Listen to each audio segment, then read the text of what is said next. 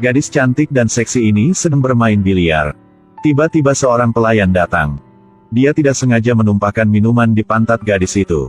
Segera, semua mata pria di toko tertuju padanya.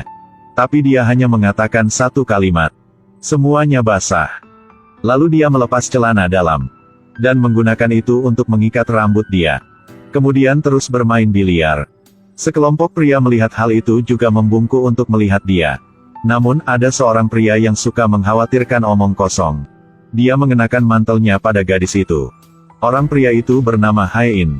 Adalah seorang pria memiliki integritas. Hari ini dia belajar cara membuat ayam Cina. Gadis cantik di sebelahnya mengatakan dia sangat pandai menggunakan lesung. Ketika Hae-in dipuji, dia tersenyum bangga. Kemudian gadis itu terus memberi isyarat padanya. Hubungan antara saya dan suami saya tidak baik. Jadi, apakah Anda ada waktu luang pada akhir minggu ini? Hae-in tersenyum penuh makna.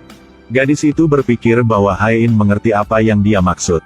Siapa yang mengira bahwa Hae-in akan memberinya sebotol anggur. Dan mengatakan padanya untuk minum dengan suaminya. Dan hubungan dia dengan suaminya akan menjadi lebih baik. Lalu dia melambai-lambaikan tangannya dan melompat-lompat pergi. Meninggalkan gadis yang berdiri di sana tersenyum pahit. Sungguh seorang pria yang tidak bijaksana. Hae-in baru saja berbelok ke jalan lain. Dia melihat seorang wanita masuk ke mobil saudara iparnya dan setelah itu menciumnya. Hae-in merasa sangat malu ketika melihat hal itu. Hari ini adalah hari ulang tahun kakak iparnya. Tapi dia masih menggoda gadis lain. Sebagai adik ipar, saya menyarankan Anda untuk jujur. Kakak ipar juga meminta maaf penuh ketulusan. Dalam hal ini, tidak bisa menyalahkan saya. Kak ipar dia ada pengalaman dalam hubungan cinta selama 20 tahun. Tapi tidak pernah mengambil inisiatif. Ketika sampai di rumah karena sudah terlambat jadi mereka diinterogasi. Tetapi ipar memberikan istrinya bunga dan hadiah. Menambahkan bubuk biliar yang dioleskan pada tangannya. Jadi dia lolos dari bencana ini. Hae-in awalnya ingin mengekspos kakak iparnya. Tetapi dia tidak bisa terduga bahwa saudara ipar istrinya juga mengoleskan bedak pada tangan dia.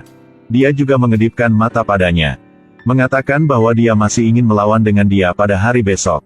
Meskipun dia pergi merawat bunga lain pada siang hari. Namun pada malam hari energi masih sangat kuat. Tetapi Hae-in. Dia hanya melakukan setengah putaran tetapi punggung dia terpelintir. Istrinya terdiam, kesal. Hari berikutnya dua orang pria sedang mengeringkan celana pendek mereka. Hae-in juga melihat istrinya menertawakannya. Di malam hari, keduanya bertemu di tempat main biliar seperti yang dijanjikan. Kakak ipar juga membawa seorang gadis cantik datang ke sini. Tubuh yang seksi ini. Postur berdiri ini, senyum ini. Membuat Hae-in terkejut lihat dia. Saat ini, pelayan mengeluarkan minuman. Kak ipar pura-pura tidak sengaja menumpahkan minuman itu ke pantat gadis cantik itu. Meski tak bisa melepaskan pandangannya dari gadis itu. Ia tetap memilih menjadi gentleman. Tetapi perlakuan ini sudah menarik perhatian gadis cantik itu. Hari ini ketika Hae-in sedang menyiapkan untuk menutup warung. Gadis cantik tadi, tiba-tiba muncul di restoran. Hae-in membuatkannya semangkuk mie kacang hitam. Setelah sejenak mengenal wanita ini, dia tahu bahwa nama wanita ini So-hee. Semakin banyak mereka berbicara, semakin mereka merasa cocok satu sama lain, bahkan mereka berdua menyukai makanan Cina. Mungkin ini adalah takdir dari kehidupan sebelumnya. Jadi sebelum meninggalkannya gadis ini memberi isyarat bahwa saya akan datang lagi. Aku ingin tidur dengan kamu. Saat ini hatinya seperti sedang naik roller coaster. Dia ragu-ragu. Tetapi akhirnya, dia masih memilih cara yang paling pandai. Karena itulah pertama kali jadi Hae-in ada agak panik. Jadi dia minum alkohol untuk menyembunyikan kegembiraannya. Sesampainya di rumah dia mulai pergi ke kamar mandi untuk mandi. Perlakuan aneh ini membuat Ye Jin curiga. Memang, dia menemukan celana dalam gadis itu di dalam saku celana Hae-in. Tidak ada cara lain, dia hanya bisa menyalahkan saudara iparnya. Saudara iparnya sangat berani. Sudah tidak membuka kedok kebenarannya. Itu milikmu. Aku mau memakainya jadi aku sudah membeli. Akhirnya, saudara ipar harus diam-diam menderita pertempuran sendirian. Hae-in datang menemukan saudara iparnya untuk meminta maaf. Tapi tidak menyangkai saudara iparnya tidak marah. Adalah seorang playboy. Menghadapi dengan hal-hal seperti ini hanya adalah masalah kecil.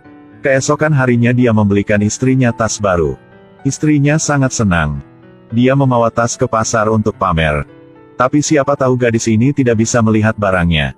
Sehingga membuat orang istri itu menjadi malu. Dia hanya bisa membawa tas pulang rumah. Hasilnya dia hanya berbalik, dia mengalami kecelakaan.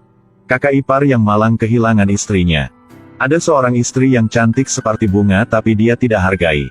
Ketika itu sudah hilang, dia baru saja merasa menyesalinya. Dia mulai menjalani kehidupan. Minum alkohol setiap hari. Ye Jin tidak tahan melihat kakaknya seperti itu.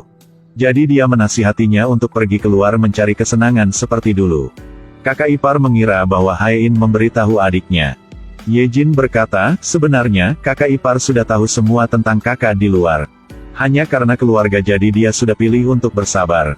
Dengan kalimat ini, itu membuat dia merasa lebih menyesal.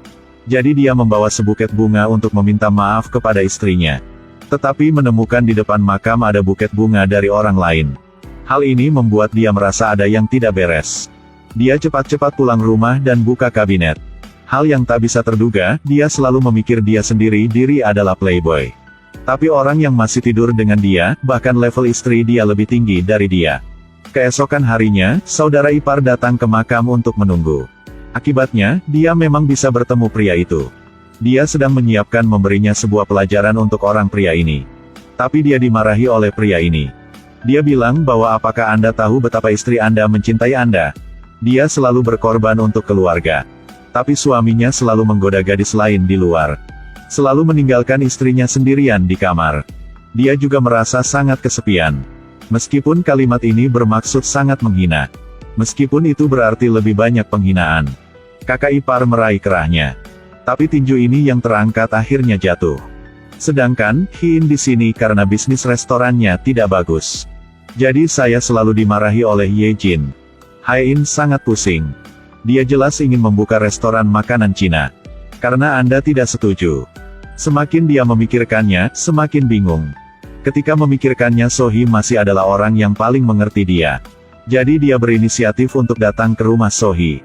Sohee masih adalah orang terbaik untuknya, tidak hanya bermain dengannya. Tetapi juga membuat sebuah meja makan makanan Cina untuknya. Dan yang paling penting adalah juga bisa mengemudi di hutan. Saya katakan, kalau pengemudi harus mengemudi secara hati-hati. Mengapa membuat hal ini? Membuat baik pria maupun wanita tua pergi jogging. Dan berhenti di sini untuk menonton tanpa bergerak. Dengan sorakan dari Sohee. Hae-in juga menyiapkan membuka sebuah restoran makanan Cina. Dia telah menaklukkan istrinya dengan keterampilan memasaknya. Tidak lama kemudian, restoran spaghetti telah berubah menjadi restoran makanan Cina. Bisnisnya juga sangat lancar. Memang benar dengan kalimat, di balik setiap pria sukses, tentu saja akan memiliki seorang wanita untuk mendukungnya. Tetapi juga ada kalimat, jika biasanya pergi di malam hari, akan ada sesuatu bertemu hantu. Hari ini ketika Hae-in sedang merayakan Hat untuk Ye Jin. Tiba-tiba, Sohee datang. Membuat Hae-in takut. Agar Ye Jin tidak mengetahuinya. Dia dengan cepat mengambil sampah untuk mengeluarkannya. Ketika Sohee melihatnya, Sohee langsung membuka pintu jiwa. Hin takut mati. Ternyata Sohee datang untuk memberitahunya bahwa piyama yang dia beli sudah lebih kecil satu ukuran. Jadi itu sebabnya tadi Ye Jin mengatakan bahwa piyama yang dia berikan kepada dia agak lebar. Kenapa dia begitu ceroboh? Meskipun dia berhasil membujuk Sohee. Tapi tidak apa siapapun bisa tahu perlakuan dia akan melakukan selanjutnya. Keesokan harinya restoran baru saja dibuka. Seorang gadis cantik datang melamar pekerjaan sebagai karyawan. Hae-in melihat dia. Dia langsung ketakutan. Ini adalah Sohee. Hae-in tercengang. Tetapi dia masih hanya bisa terus-menerus mencari alasan untuk mengatakan bahwa dia tidak cocok. Tapi Ye Jin sangat puas dengan Sohee. Dia mau Sohee menjadi pengasuh rumah dia. Bantu dia merawat kakak yang telah kehilangan istrinya dia. Meskipun kakaknya terus-menerus menolak mencari pengasuh. Tetapi ketika melihat Sohee, dia tersenyum seperti musim bunga sudah datang. Sohee juga sangat cepat untuk berintegrasi dengan keluarga ini. Foto ini seharusnya tidak indah seperti ini. Hari ini pada kesempatan ketika istri dan ipar tidak di rumah. Hae-in ingin memutuskan hubungan dengan Sohee. Tapi tepat saat mereka berada di putaran kelima, Ye Jin kembali ke rumah. Dia pikir Sohee membawa pacarnya pulang rumah. Segera menelepon Hae-in dan menyuruh dia pulang untuk menonton drama yang bagus. Hae-in hanya bisa menahan kegembiraannya dengan mengatakan dia sedang bermain bola.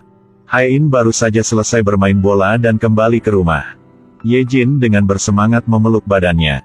Berdua tidak menarik tirai. So-hee hendak pulang ketika dia melihat adegan ini. Dia merasa sedih banget di hati.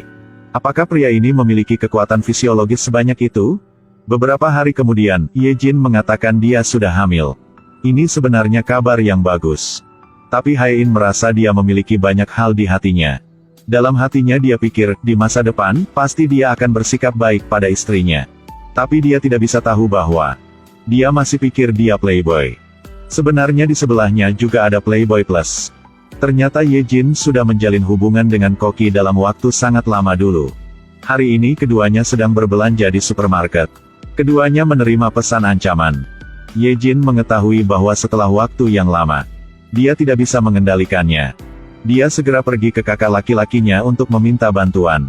Untuk melindungi keluarga adiknya. Kakak sudah coba bantu dia. Dia menarik Koki dan mengemudi di jalan dengan kecepatan sangat cepat lalu remblong. Beberapa kali seperti itu membuat Koki itu takut. Bahkan mengancamnya dengan kematian. Koki itu benar-benar takut. Dan berkata dia akan segera meninggalkan tempat ini. Hae-in di sini juga tidak punya waktu luang. Dia mengundang So-hee ke restoran bintang 5. Dia harap berdua cinta dan putus dengan bahagia. Lagi pula dia sudah menikah. So-hee ketika melihat dia memutusnya. Dia menjadi marah. Pelayan, Anda membawa semua makanan ke sini. Bahkan membagikan alamat restoran. Ye-jin dan Ipar membaca kabar ini. Mereka pergi ke restoran dengan cepat. Hae-in melihat istrinya datang. Buru-buru bersembunyi di tanah. Kemudian berkat gerobak makanan, dia lolos. Ketika hendak pergi keluar, dia cepat merebut iparnya. Kak harus menyelamatkan saya. Saya berjanji untuk menjadi orang yang baik mulai sekarang. Tujuan kakak iparnya datang ke sini. Awalnya ingin adiknya memiliki keluarga yang lengkap. Tapi dia melihat permintaan maaf yang tulus dari Hae-in. Jadi jangan ragu untuk membantu adiknya. Ipar hanya perlu melakukan satu hal dan menyelesaikan kedua masalah. Dia tidak ragu untuk duduk di tempat duduk adik iparnya. Memegang tangan So-hee dan mengucapkan banyak kata-kata menyentuh hati. Yang membuat baik So-hee maupun Ye-jin tidak mengerti apa sedang terjadi. Bahaya Hae-in terpecahkan. Cinta antara dua orang lebih kuat. Kakak ipar juga berhasil membuat So-hee jatuh cinta pada dia. Dan inilah gambaran keluarga bahagia ada 4 anggota. Lihat adegan ini, saya tidak merasa dingin tetapi juga menggigil. Jadi cerita itu mengatakan kita bahwa, kalau tidak ingin orang lain tahu, jangan lakukan. Hargai keluarga, jauhkan dari godaan dari keluar.